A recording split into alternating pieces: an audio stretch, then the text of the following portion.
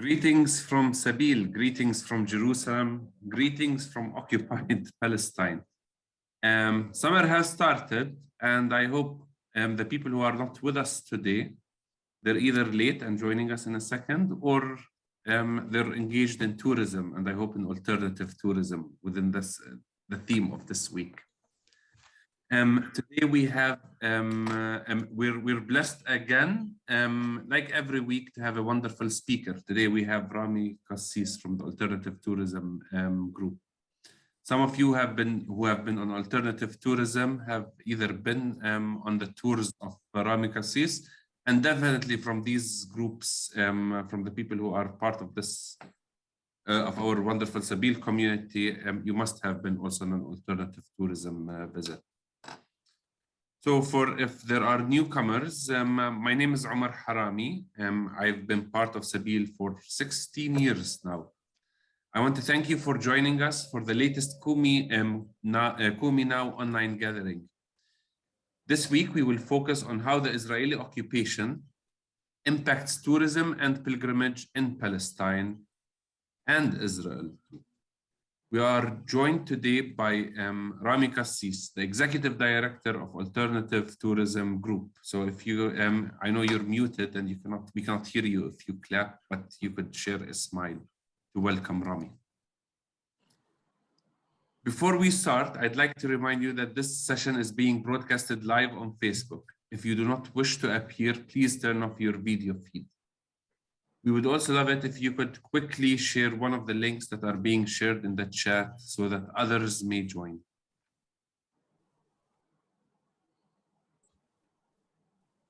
So to keep the tradition, we would like you, Rami, to introduce yourself.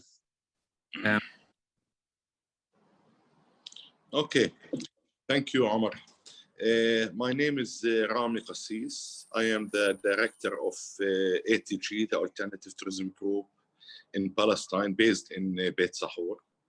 ATG is a leading organization in promoting alternative tourism since 1995 and until now. So we are almost 27 years on promoting alternative tourism in Palestine. I have been asked by Sabil to talk about alternative tourism. I will be sharing with you today a little bit about the history and to try to connect, you know, why alternative tourism in Palestine is needed.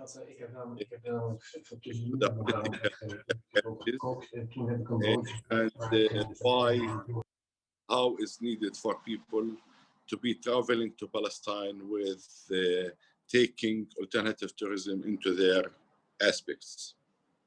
Before I start, maybe it's very important to try to connect the, you know, the basic of the conflict with tourism, because you know, in Palestine and Israel, everything is connected to the political situation.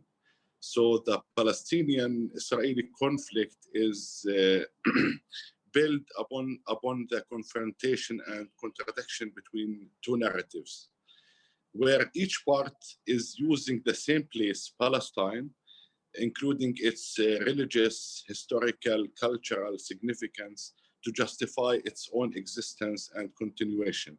So both are using Palestine for promoting themselves. The Zionist project concentrated from the beginning on the religious Jewish narrative that sees Palestine the promised land for its people. So religion have been used since the beginning to build legitimacy and to justify the colonial control of the space, aiming to enhance the project and creating an international support movement. So the practical translation of this strategy has worked well in 1948 when Israel occupied 78% of Palestine. You know, and also Israel worked to reformulate the reality and to rewrite the history of Palestine in line with the narrative of the Zionist project. So the history and culture of an entire population, which are the Palestinians in this case, were erased and replaced by another. Within this narrative, the implementation of the Israeli policies has, I think, taken, maybe two paths. First, they try to destroy and to neglect everything that confirms or remind the people of the Palestinian existence, the Palestinian right or the Palestinian history. Israel tried to deny the history of Palestine before, the Jewish religion. They tried to empty Palestine from its people in 1948, trying to destroy, hundreds of villages by saying that it's land without people to people without land. And this is a translation of God promise for the Jews. They also try to theft all of the the finding, the historical building, the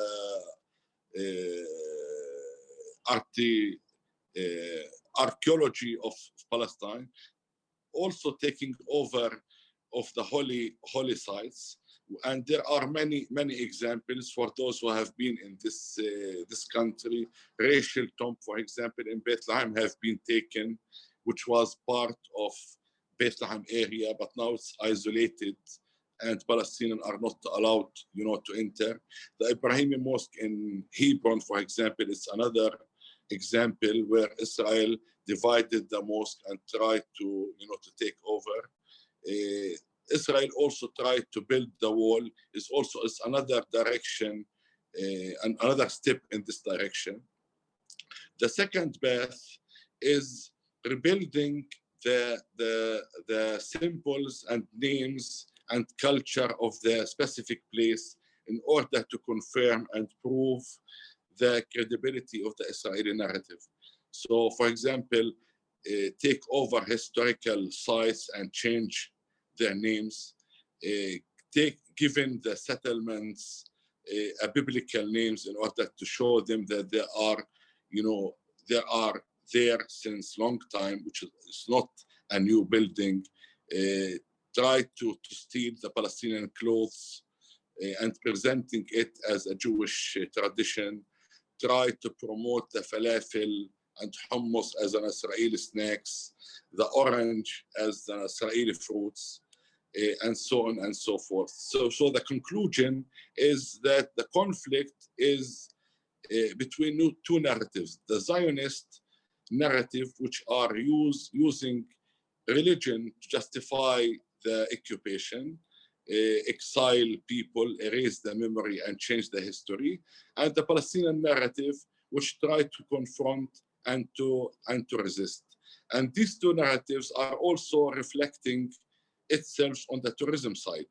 So this is why coming to Palestine in ordinary tours or coming on alternative tours, it's also visiting the same places, using the same history, culture, and so on. But it's a matter of vision and understanding, and a matter of narratives that you will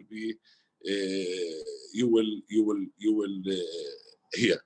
So this is why we are, the alternative tourism started, as I said, in Palestine in maybe the end of the first Intifada. And the idea was that many people were coming to Palestine, but do not have the time or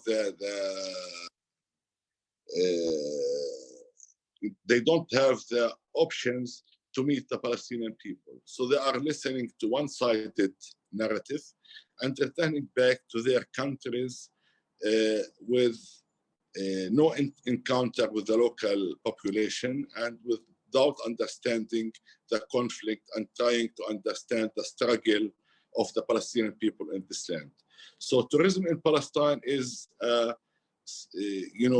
facing, struggling against restrictions, imperfect competition, and as well as propaganda, because the Israeli side is trying, to promote that only Israel is a safe place and Palestinian area is places that you do not have to visit, which is not safe. So our unique situation as a Palestinian working in this industry, we are under an aggressive and oppressive occupation, no control over border, restriction on movement for locals and for those working in tourism, underfined image of Palestine, and facing unfair competition with the Israeli side, because the Israeli side have the border, have the, all of the facilities, and we are competing the stronger part. And as many of you, I know that you have been here and you are aware of what is going on. You know that the Israeli policies regarding tourism is always try to, promote programs which avoid contacts with the Palestinian and Palestinian people, isolate Palestine and discourage tourists from visiting Palestinian area. And one example is Gaza House, Gaza isolated, and no tourists are allowed to enter Gaza. And of course, since the beginning, they also try to keep the income of the tourism side for the Israeli side and no income for the Palestinian from the tourism industry. So why alternative tourism? It's addressing the shortcoming of mass tourism. Mass tourism where tourists are only going, visiting the city without any encounter or changing their image about the situation. Also, it's damaging the mass tourism or the ordinary tourism and the traditional way that people are visiting Palestine. It's damaging the environment where people are only using buses, for example, to enter Bethlehem to visit the Church of Nativity and to return back to Israel without any income for the Palestinian, without any encounter, without any meeting, without any benefit. So what we gain as a Palestinian is only more pollution and, maybe more enemies, because they will be having negative image of Palestinian and do not try to change their image during their visit. The alternative tourism is a need. It's a way for adding development for the Palestinian people, and as well as it's raising awareness among travelers to try to understand the realities on the ground. So alternative tourism is a tool to address challenges of present-day tourism in Palestine and fight against Israeli monopoly. As you know, there is a huge monopoly imposed on tourism by the Israeli side, and we are trying, to break this monopoly and to let the Palestinian a little bit benefit from their own historical, religious, biblical sites as well. So the role of alternative tourism in Palestine is try to build the image of Palestine, change the image of Palestine for better, enhancing awareness of political realities, let people try to understand the conflict, and to promote peace and justice in this area, ensuring sustainable economic, social, and cultural development.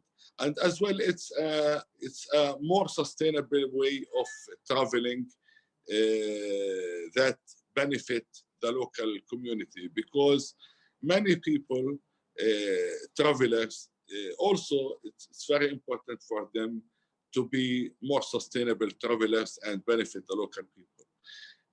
In alternative tourism, there is different models and way, by visiting the country. It's not only a political tourism. It's also a justice tourism. It's a cultural tourism.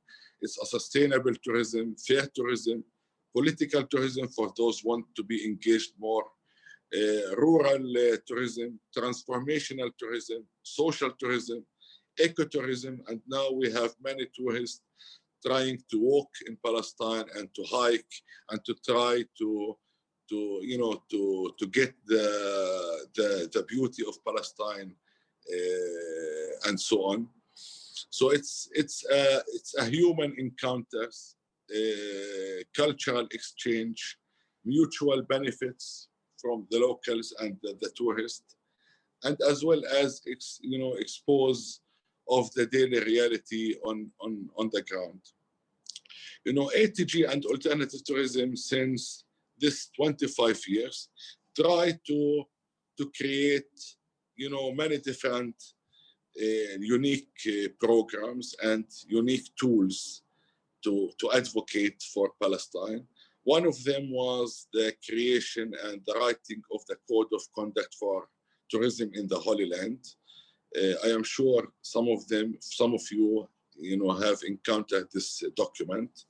The code is a call of the Palestinian for the tourist of how to travel, how to prepare your trip before you travel, what to do and how to deal during your trip, and what is your role as well when you leave the country. Because for us, a trip is not only it doesn't only started with the tourist arriving in Palestine and end when they leave the country, but it's a process that starts before the trip by having good preparation and during the trip, and the role of the tourist, what we are expecting them to do when they leave when they leave and return back home. The code is an important document which I encourage all of you to search on the internet and to try to read it and to follow it and to share it with your circle, as well as there are many other publications, which is the guidelines for Christian pilgrims, which is our call for come and see. It's a challenging call for people traveling to Palestine, Israel, and it's a tool for advocacy and transformation. This is in brief, about alternative tourism. But as ATG, we have many programs for those coming to Palestine, Israel. Among them, we are receiving many solidarity groups, many groups coming to help the farmers, for example, to pick olives, to plant trees, to paint schools. We have many tourists who are coming on a solidarity delegation who want to be exposed to the daily life of the Palestinian, who want to see the struggle of the Palestinian people under occupation, who want to go and to visit a refugee camp or to meet with political groups. We have many groups coming on hiking trips, hiking tours, and one of the most famous hiking tour is the Nativity Trail, which is a trail from Nazareth to Bethlehem. We have many groups coming on as pilgrims, but with a vision to meet with the Palestinian local Christians and to try to be engaged with their brothers and sisters in the Holy Land. Instead of having masses and visiting holy sites only, they are trying to meet with local Christians and to understand their struggle and realities. So there are so many ways for being an alternative tourist. It's not only by coming on a political tours, but by coming with an open mind and open heart to try to challenge your perspective and stereotypes, and to try to return back with, you know, more understanding and new understanding of the realities of the local people, of the conflict, of the, or even of the, you know, spiritual understanding. I hope I have shared so quickly with you alternative tourism vision in Palestine and the difference between classical and normal tourism and alternative tourism, because maybe, as I said in the beginning, it's also you are visiting the same places but with different narrative and different perspective. You are, you know, people coming on alternative tourism do not visit other places. It's visiting the same places, but with focus, understanding, and you know, an opportunity to learn and to understand and to challenge and to educate. I know many of you have been leading groups to Palestine, Israel, and you have many, you know, stories to share as well in order to learn from each other. And maybe you have many questions to ask. So I will stop here and give you the floor for anybody who also wants to comment or to share some of his, you know, idea or story or whatever. Thank you. Thank you, Rami. And before we open it up, we have a number of questions, but I'll start with one question. My question. The first question, I mean, is might be an interesting question for you, Rami. We encourage people to do alternative tourism on the incoming section, but I don't know, are you aware of alternative tourism from the outgoing, for us from Palestine going to different countries as alternative tourism? Yeah. You know, it's, you know, alternative tourism is a form of resistance to mass tourism and mass society. This is how many scholars define the alternative tourism. So also it's a challenge for us when we travel as a Palestinian to be aware not to harm the local community wherever we go, and to be open for understanding the country that we visited. Because alternative tourism is not only in Palestine, but also it's a movement for, you know, everywhere. You know, alternative tourism is that, you know, it's emphasizes to the contact and understanding between the host and the tourist, as well as the environment. So it's our understanding of the places that we visit, try not to damage this place, try to understand, you know, the people, to try to change our image, and so on. So also it's a challenge for us as a Palestinian, of course, to be aware and to have this vision when we travel as well.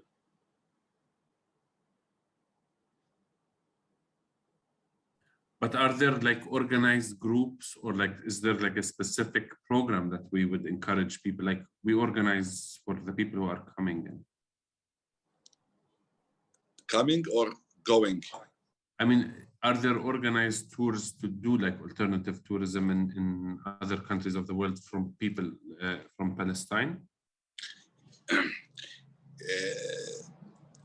You know, there are many organizations that promote alternative tourism everywhere. And as ATG, we have connection and we are part of many networks for organizations that promote alternative tourism. But unfortunately, as ATG, we are not working on outgoing tours, but we are more specialized on receiving groups. But you know, if anybody wants some advice when traveling to other countries, we are ready to give, but we are not organizing tours in alternative way to other countries, unfortunately. The second question, if people are interested to visit, what size should the group be? And That's the first question. The second question is, do you have a draft schedule? And is it safe to travel now? Okay.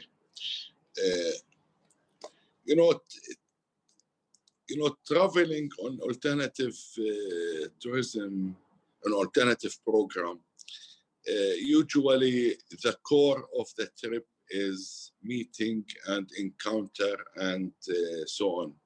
So usually the best size would be not a large group.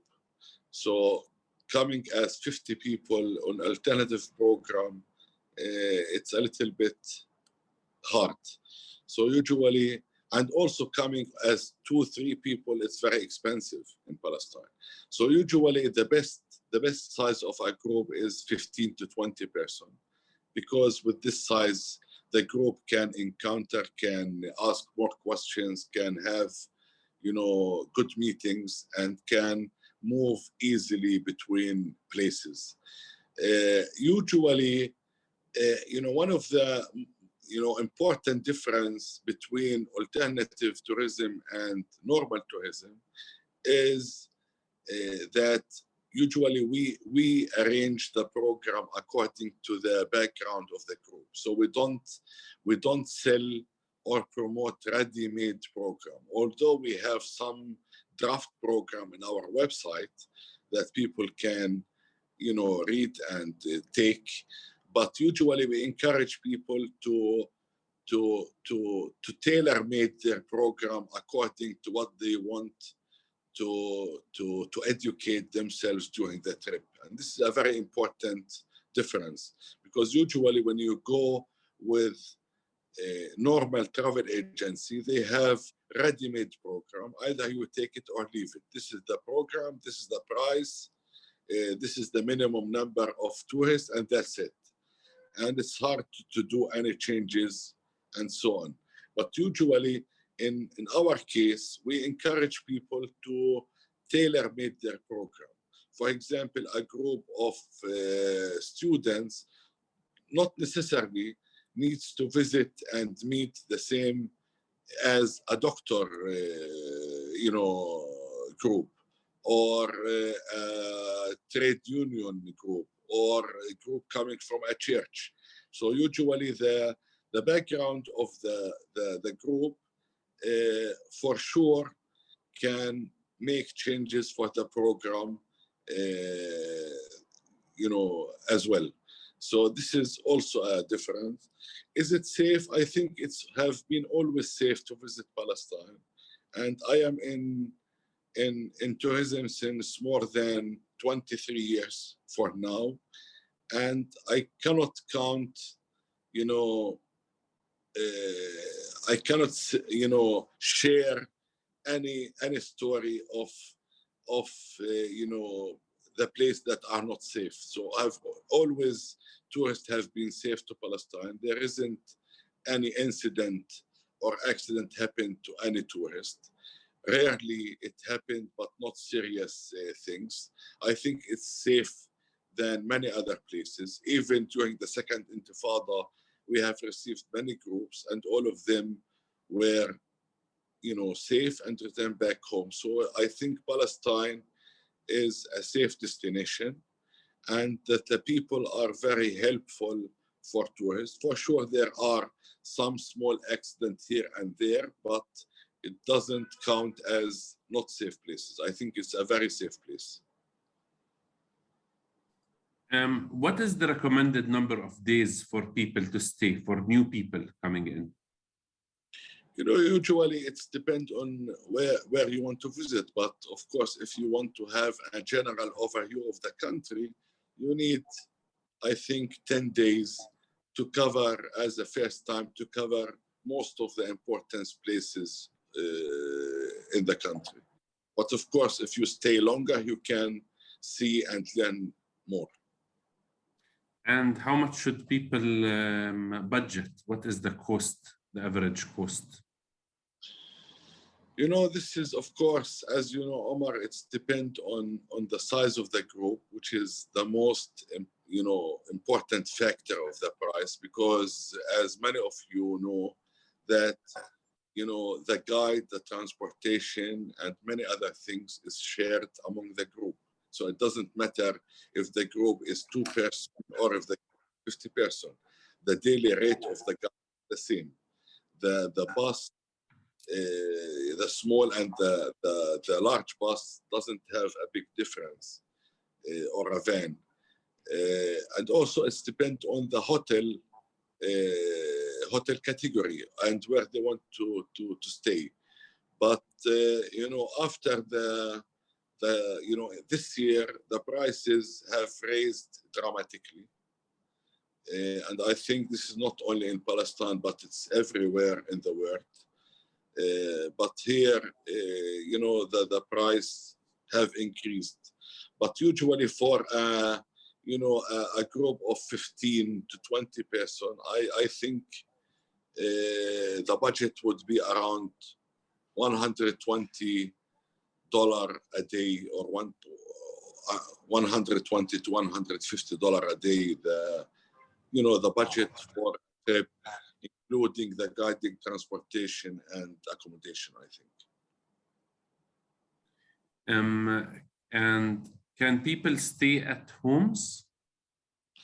Yes, we have a program for homestays, which is an opportunity for people to stay with Palestinian people, to try to meet Palestinians from within, to try to taste the Palestinian food. So we have many families that is registered for this program in Bethlehem area and other places, where the tourists could stay overnight with at local homes instead of hotels. And this question is also, I'm just asking all of the questions. So if people come to visit Palestine or visit Israel, they can travel to both countries. Yes. So do you work with the denominational offices, liaisons? As ATG? Yes. No, usually it's we have an office in Beit Sahor, but we have many people is like representative of ATG or helping ATG in other countries to promote our program and to try to recruit groups to come to Palestine and Israel. So can the denominational groups work directly with you, or how do they get connected to the people who are promoting your trips around the world? Yeah, no, usually we worked with groups directly, and we worked with some travel agency, as well as from our friends who promote our program. But of course, anybody can write to ATG and start the process of bringing a group to Palestine through ATG, and this is how we work, because most of our work is by one-to-one relation, is not by travel agencies. If we are interested in staying with families in Hebron, Beit Umar, Masafir Yatta, Jenin, Nablus, can you help us in all of these areas to stay with families? No, usually is we have 50, 60 families or even more registered with us in Bethlehem area. But ATG have encouraged many local organizations in different places to start this program in their cities. So there are homestays in Duma, in Oja, in many small villages here and there. But usually we do not book directly with the family, but there are some local organizations in different places in Palestine that promote homestays. But the most famous and well-organized one is in Beit Sahor. You mentioned about the code of conduct. When was it developed and by whom? The code of conduct was developed, if I'm not mistaken, maybe in 2010 also, or maybe a little bit later. It was an initiative by ATG, but we joined. We invited all the stakeholders in Palestine, from public and private sectors, from the Ministry of Tourism to the private sectors, which is the tourist agency, as well as organization working in tourism and universities teaching tourism, to come together and to discuss our call as a Palestinian from tourism. It was a very long process, local and international, to try, to write a document which present our view as a Palestinian and our call as a Palestinian for tourists. So the owner of this code of conduct is the Palestinian people, from private, public, and NGOs.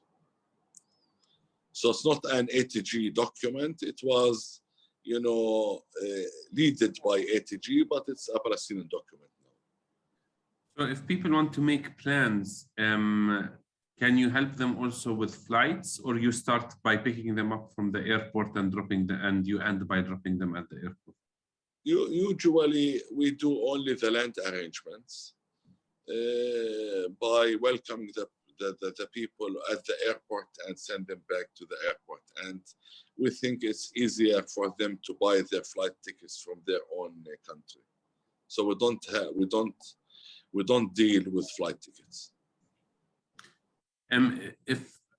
If people are very active with defending Palestinian rights, do you think that there's a risk for them not to be allowed into the country by the Israelis? This is a very hard question. I don't know, but usually, it depends on the situation, Omar, as you know.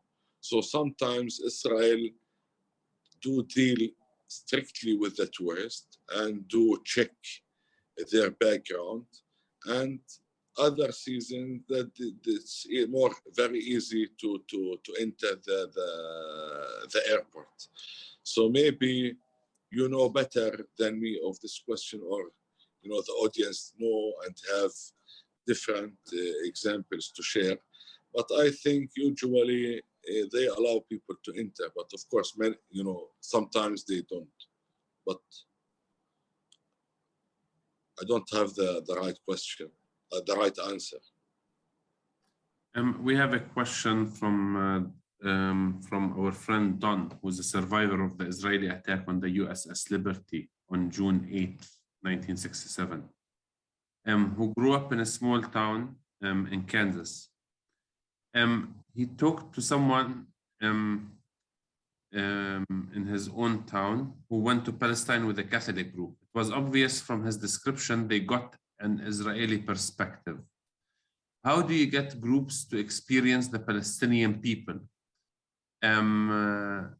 He is saying that we as survivors have not been able to get our side of the story into the official narrative. So what are the attempts of really influencing groups that come on an Israeli narrative to get them exposed to the Palestinian narrative?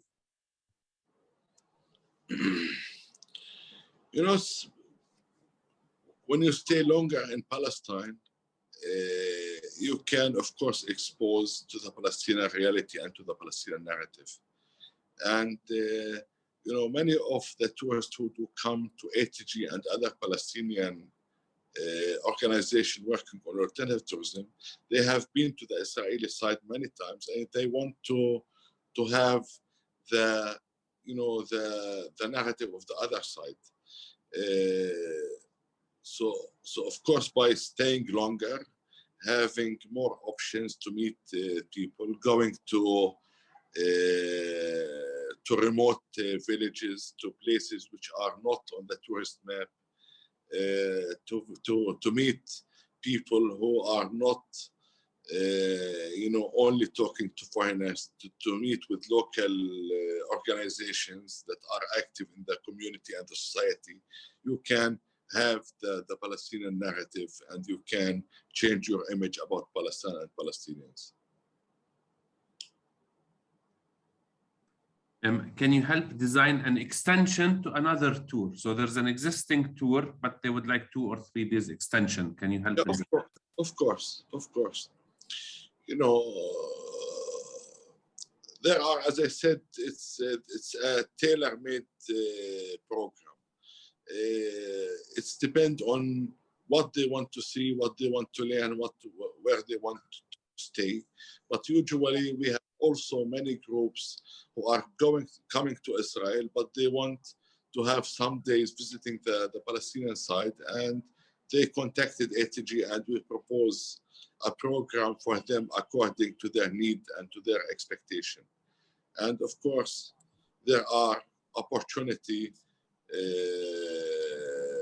for them to learn by coming for this 2-3 days in Palestine. You know, actually, even coming for 1 day to Palestine, you can have a different image and understanding if the program is well designed to give you the way to explore the country. I visited in 2016, and we were basically on an alternative pilgrimage. When we left at the airport, we were questioned whether we had been to the West Bank, whether we met with any Palestinians. Are these questions still asked? How is it recommended to answer? You know, this is part of the monopoly that I spoke about during my presentations, the monopoly that Israel tried to impose by keeping the Palestinians away from the tourism industry and monopolize the tourism industry. But, you know, nowadays, Omar, you know, because we only started to receive groups this year. We have almost from the starting of the COVID into 2020 until the beginning of this year, we did not receive any tourists coming to the country. Nowadays, I didn't hear that Israel, ask questions for tourists who are coming or leaving the country. So I think nowadays it's more easier than before. But as I said, it's not guaranteed. Sometimes it's easy, sometimes it's hard, sometimes they ask more questions, sometimes they keep it simple. But nowadays, I don't think there is, they ask so many questions. Yeah. You can always say, yes, I've met Palestinians and they were wonderful. And that would get you a very special treatment at the airport. The first question people ask me now, is it safe to travel to Palestine and Israel? One youth group wanted to visit and the parents said, no, not safe. Is there how can people really be updated if it's safe or not? I know you've mentioned it has always been safe, and that's also my position. But how can we really stress it, especially in a place with the conflict? You know, usually, if you have good connection to any place you visit, you feel yourself safe. So even for ourselves, if we are planning a trip to any place and we do not have any connection in this country, of course we do not feel ourselves safe. But if we have connection or friends or somebody to relate on, we feel more safe. So this is why if they trust somebody in the country or an organization that will take care of their visit, of course, they should deal with the country as a safe destination.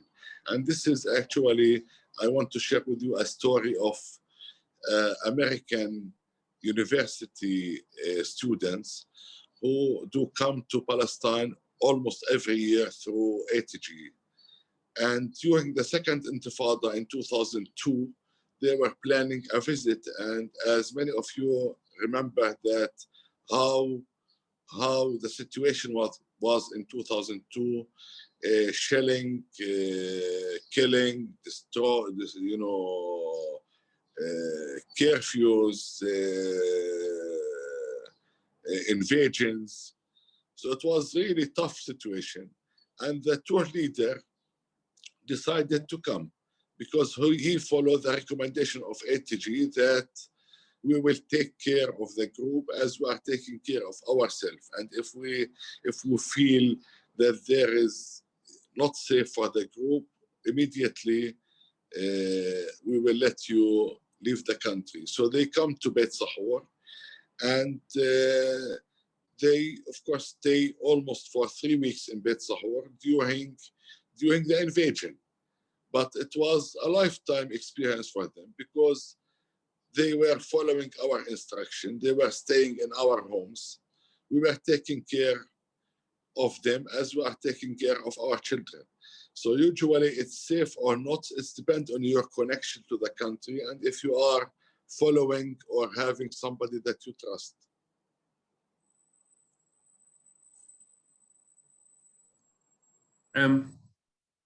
Thank you, Rami. So here's another question that needs some clarification. So when you lead alternative tours, you do it in both Palestine and Israel, correct? Yes, yes. So so you have the capability of helping people in both Palestine and Israel to do to lead these pilgrimage tours or alternative tourism. Because this country, Omar, it's hard to divide it. And anybody is coming, to this region needs to visit both sides. And even the stories that you will share doesn't work if you say it in one side of the story. So coming as a pilgrims, you need to visit both sides and to try to understand, how Jesus did in this city. Even coming as a political tourist, we need to visit both sides to see how the conflict started in 1948 and continued to the 1967 lands. So, of course, anybody wants to come to this country, one needs to visit both sides in Palestine and Israel. And usually our program cover both sides as well. Do you have we do arrange visits to Palestinian areas and to 1948 areas as well. So do you have do you have on your website, or does ATG has developed some material with like the most frequently asked questions? I think there are in our website. But also ATG, maybe it's good to share as well because you reminded me, ATG have published, the only and the first Palestinian comprehensive guidebook to Palestine, which called Palestine and Palestinians, and we have it in 7 or 8 languages. We have published this book. We started in this publication in 2003. And we are continuing by updating the guidebook and translating it to different languages. So also the book gives so many answers to so many questions. It's not only talking about the historical, religious, and biblical sites, but also it talks about the daily life of the Palestinian, about where to go, where to stay, how to travel from one place to another, gives political information about different places, and so on and so forth. So it's a very good publication for those who even want to know more about Palestine and Palestinian, or for those who are traveling or planning a trip to Palestine. Earlier, you mentioned that in November, you're going to celebrate 25 years of alternative tourism. Yeah. And so you're holding a special event. Could you tell us how people could register and when it is? Yeah. Actually in 2020, ATG planned to celebrate the 25th anniversary in 2020, but due to the COVID and, the closure, we postponed our, anniversary. And this year, we decided recently to try to celebrate and to do this anniversary on the 20th and the 21st of November. It's a celebration, but also it's a conference related to tourism by discussing tourism from different perspectives, religious perspective, political perspective, and cultural perspective. We chose the dates because we know that Kairos is planning its annual conference on the 18th of November. And we thought this is also an opportunity for many people who do wish to come to Kairos conference, who could stay longer and celebrate with us the anniversary of ATG. So you are all welcome to join us on this November, as well as to join the Kairos conference on the 18th of November. Those who are interested could send an email, and those who are interested can send email, and we can continue our discussion by email. My email is Rami. We have shared it on the group. Okay. We will be sending it by email. Okay, send it, please. In 2019, there seemed to be lots of tourism and pilgrimage and alternative tourism, and many hotels were being newly built. Are all hotels open now in Bethlehem? 2019 was the peak year of tourism in Israel, Palestine.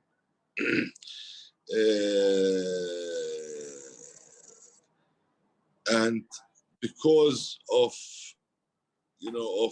the huge number of tourists who came to Palestine, Israel in 2019, many people invested and they opened new hotels. Nowadays, of course, during the COVID, many of these hotels have closed, and many of them still did not open yet. Some of them, they do open because now we started to receive some groups. But of course, huge amount of new hotels have been taking place in the country, in both Israel and Palestine. There is, I think, one more question. We don't have time for more questions. So this question is very general. So when we mention alternative tourism, does it mean specifically only focusing on the conflict between Palestine and Israel, or it could mean also a cultural tourism or environmental tourism? Yeah, I think I tried to explain in my presentation. It doesn't need to be connected to the political realities, but it's those who want to enjoy the beauty of Palestine could come on alternative tourism to hike. Those who are interested in the culture could come with alternative tourism to try to expose the cultural significance in Palestine. Those who are interested in farming could come with alternative tourism. Those who want interested in volunteering could come in volunteer tourism, as well as church groups and pilgrims who are planning to come and to encounter the Palestinian Christian community. So alternative is a way of a new form of tourism, which is, not as ordinary tourism, but of course, the most important things is it's dealing with tourism as an educational tool instead of only sightseeing and self-pleasure.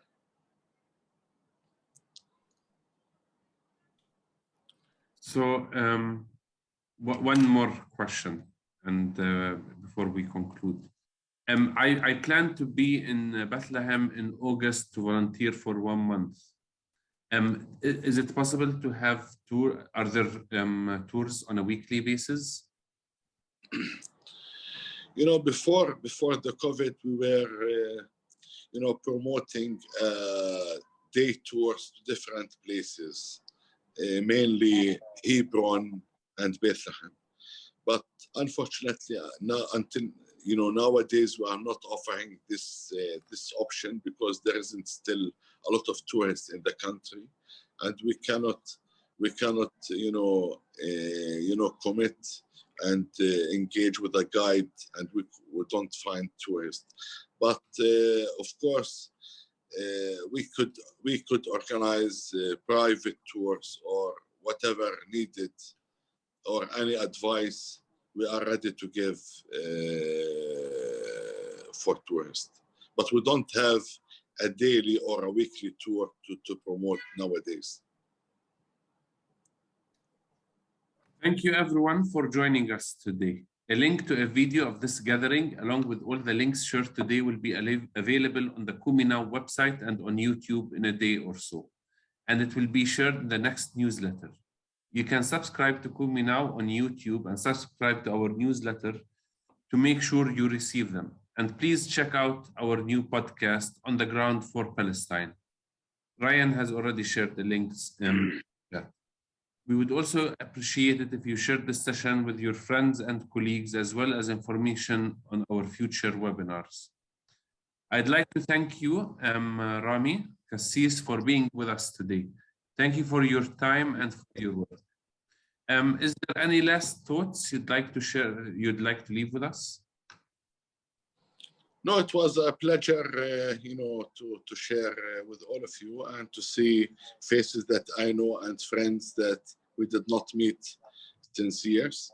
And I hope you will consider this an invitation for all of you to come to Palestine and to consider a visit to Palestine and to meet your Palestinian friends as well.